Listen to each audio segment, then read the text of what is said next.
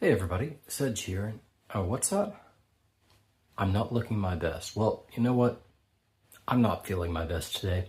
I've got a pretty bad cold with a bunch of kids in pre-K and kindergarten. You know, this happens a lot. Yeah. So I think today I'm gonna have to see a doctor.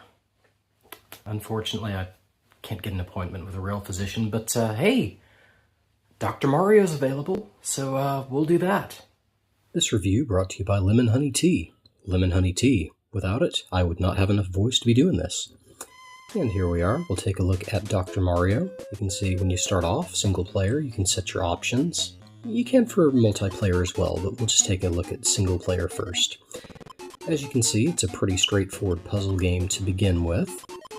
You go through, line up 4 items. Those can be pills, viruses, or any combination of the two, and then they'll pop and clear.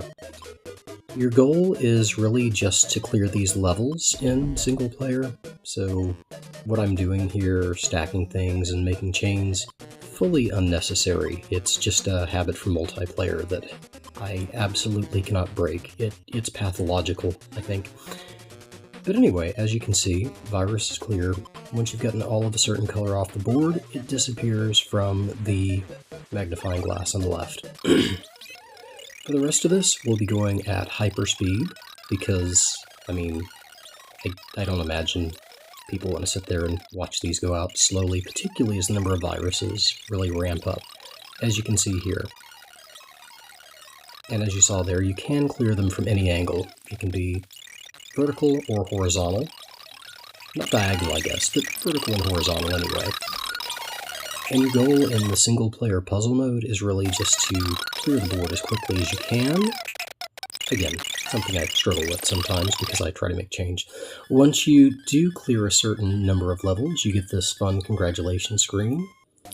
And this just keeps going. I'm not sure how many rounds there are exactly. I haven't completely beaten the single player, but yeah. Now we'll take a look at 2-player. You can set your levels independently for first and second player, as well as your speed. So that is very helpful. Taking a quick look at a simple multiplayer game, this is what you're kind of looking at. And again, here's what I was talking about making the chains. Take a look at the right screen here. When you do create a chain, you'll drop these little balls on your opponent, which can mess up their strategy. Again, very, very habit-forming, which I guess fits with the whole medication theme.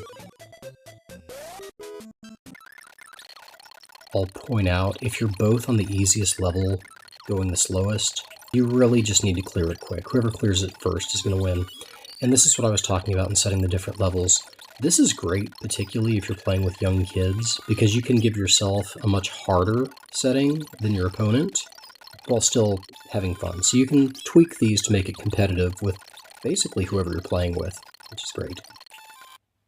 So how is it? I mean, it's really fun. Dr. Mario is one of those games that's held up really well. It's a simple puzzle game, but at the same time, there's some fun to it, there's some challenge to it, and if you get 2 players going on, it is a really great time. I have some really great memories from my childhood playing this with my dad, my grandmother, my cousins. If you want to check it out, the Game Boy version is currently available on the Switch virtual service. Not the best. If you haven't checked it out yet, go for it, and try to stay healthy, everybody. As always, these ain't your granddad's games. They're your dad's. I'm gonna go lie down now. Thanks.